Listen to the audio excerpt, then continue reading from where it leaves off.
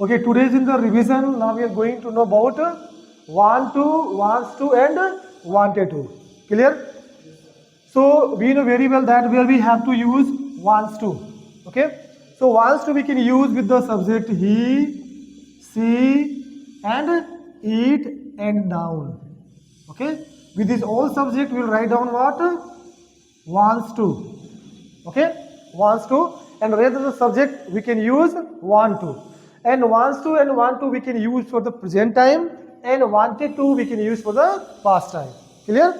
Suppose want to and wanted to means that चाहता है,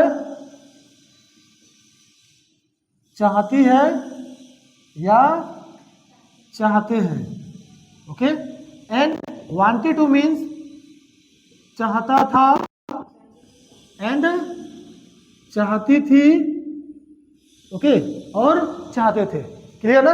सो we can use of wanted for the past time and we can use of want and wants to for the present time. Understood? And we can use all the structure of the past tense, okay, in wanted to, okay, like did, not plus want. Okay. And in this sentence if we are using here did not plus want, then we can use in the present time does not or do not plus want for the negative sentence. Clear? Suppose वह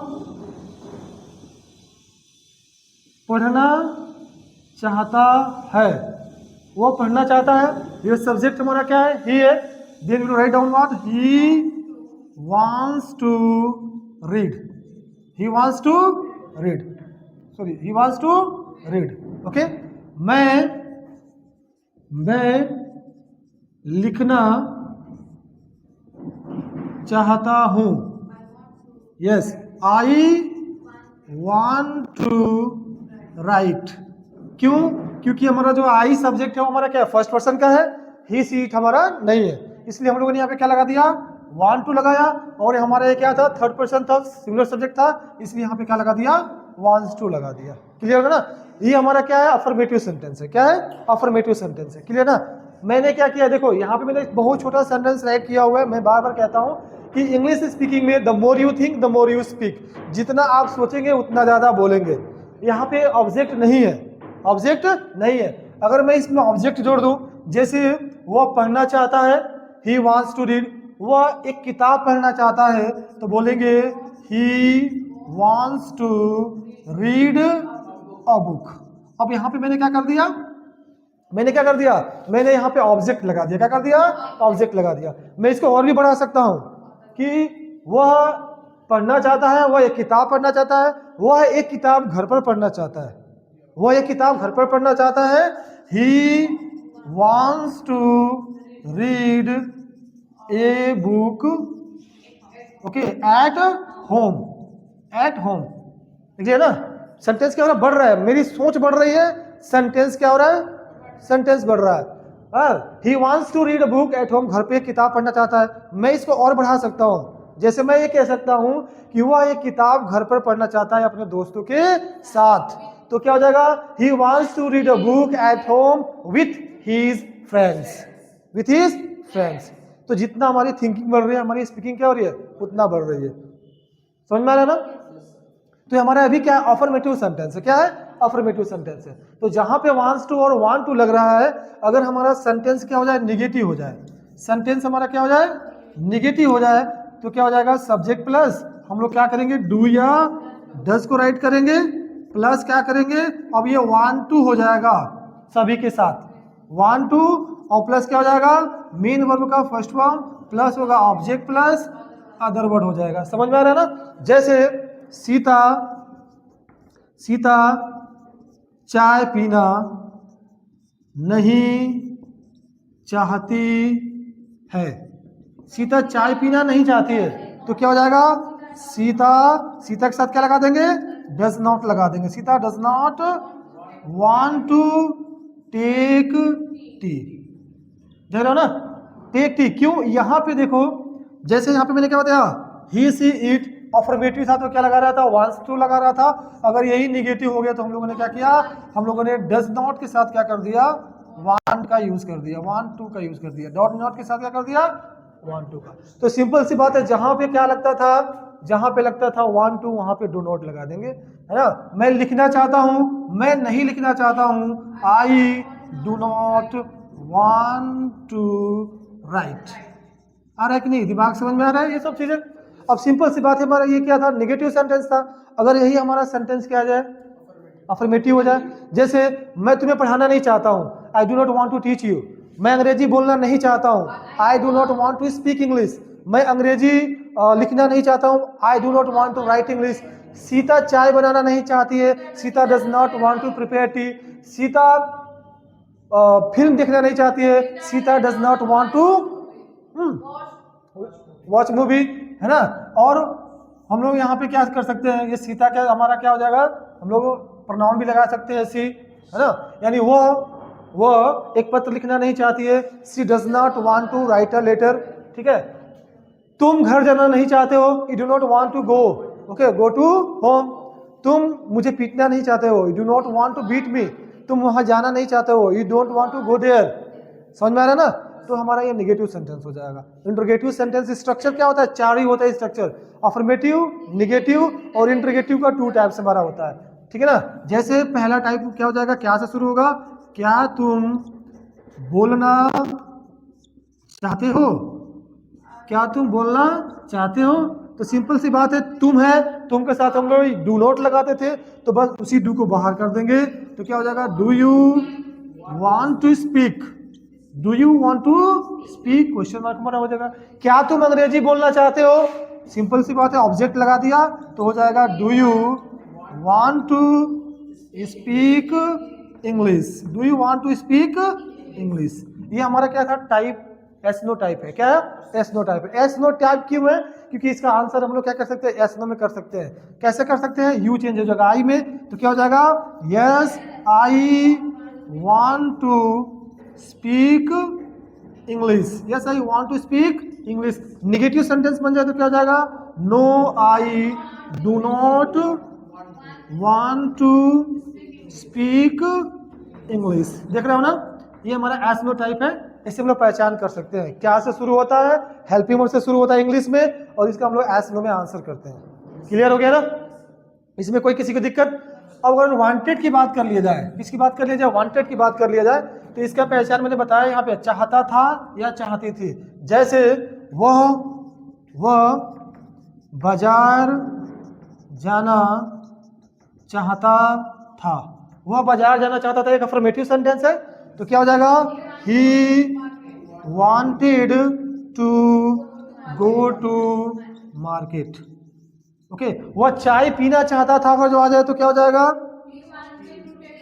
ही wanted to take tea, और tea नहीं होगा, take T हो जाएगा। ये हमारा क्या हो गया, अफर्मेटिव सेंटेंस हो जाएगा। लेकिन जब ये निगेटिव सेंटेंसेस का हम लोग बनाएंगे, क्या बनाएंगे, निगेटिव सेंटेंस बनाएंगे, तो सिंपल सी बात है, ये प्रेजेंट में बात हो रही थी तो हम लोग डू डज का प्रयोग कर रहे थे, तो सिंपल सी बात है, ये पास्ट में हो रहा है तो डिड का यूज करेंगे। क्या करेंगे, डिड का।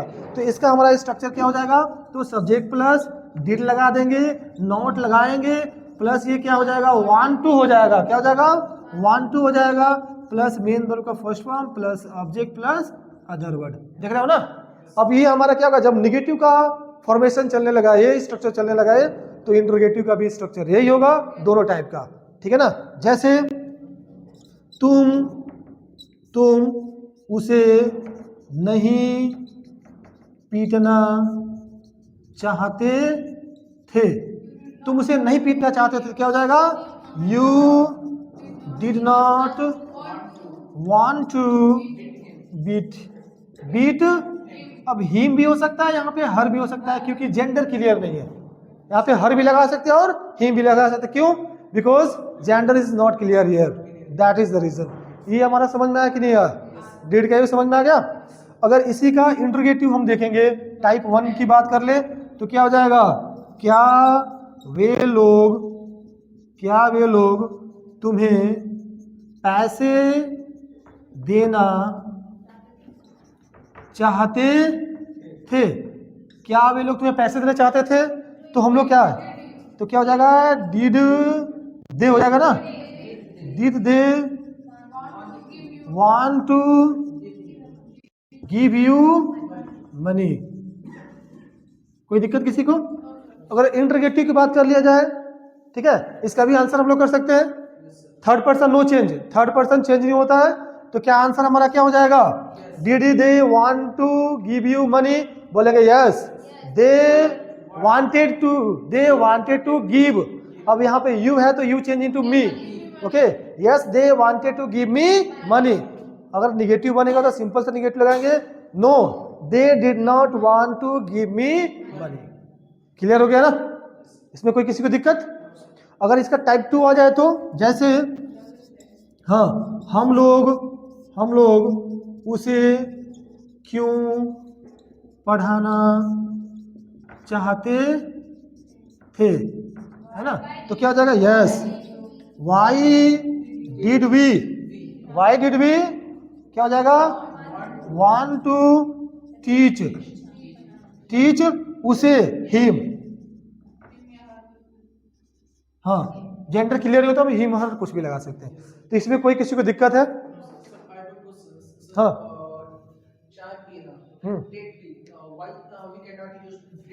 हाँ देखो यहाँ पे ड्रिंक और टी में टेक में अंतर क्या होता है? जैसे कि हम लोग ड्रिंक क्या करते हैं ना, किसी चीज को एक बार में क्या कर सकते हैं, एक बार में हम लोग निगल लेते हैं। जैसे पानी है, पानी क्या होता है? कोल्ड होता है, ठीक है ना, नॉर्मल होता है, हम उसको पीते हैं तो क्या होता है? हम लोग उसको स्टीम में पी लेते हैं।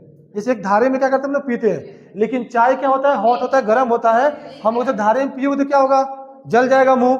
इसलिए हम लोग इसको टेक करते हैं, चाय लेते हैं। चाय क्या करते हैं?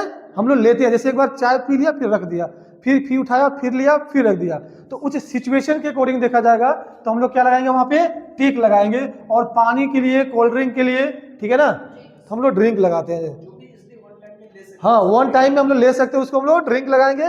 और जो हॉट होगा, है ना, जैसे चाय क्या है, चाय एक बार में पियो, कॉफी पियो तो एक बार मुंह जल जाएगा, ठीक है ना, तो वहां पे हम लोग क्या करते हैं? ड्रिंक नहीं लगाते हैं। हाँ, चाय क्या होगा? ठंडा हो गया, उसे भी चाय ठंडा, ठीक है ना, अच्छा नहीं लगता है ना, तो चाय ठंडा हो गया, आप उसको पी रहे हैं तो क्या होता है? उसमें वाटर और चाय में कोई अंतर नहीं रह जाता है ना। चाय लोग गर्म लेना पसंद करते हैं, तो चाय टेक करते हैं, मतलब लेते हैं।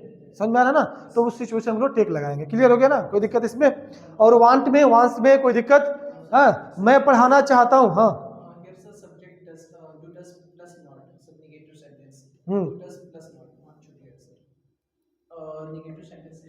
ये वाला, अच्छा यहाँ पे नॉट, हाँ ओके, नॉट यहाँ पे मिस हो गया था, ठीक है ना। तो सिंपल सी बात है, मैं कहूँ कि मैं पढ़ाना चाहता हूँ, आई वॉन्ट टू टीच। मैं अंग्रेजी पढ़ना चाहता हूँ, I want to teach English. मैं अंग्रेजी पढ़ाना नहीं चाहता हूँ, I do not want to teach English. क्या मैं अंग्रेजी पढ़ाना चाहता हूँ? Do I want to teach English. मैं अंग्रेजी क्यों पढ़ाना चाहता हूँ? Why do I want to teach English. Okay, मैं अंग्रेजी पढ़ाना चाहता था, I wanted to teach English.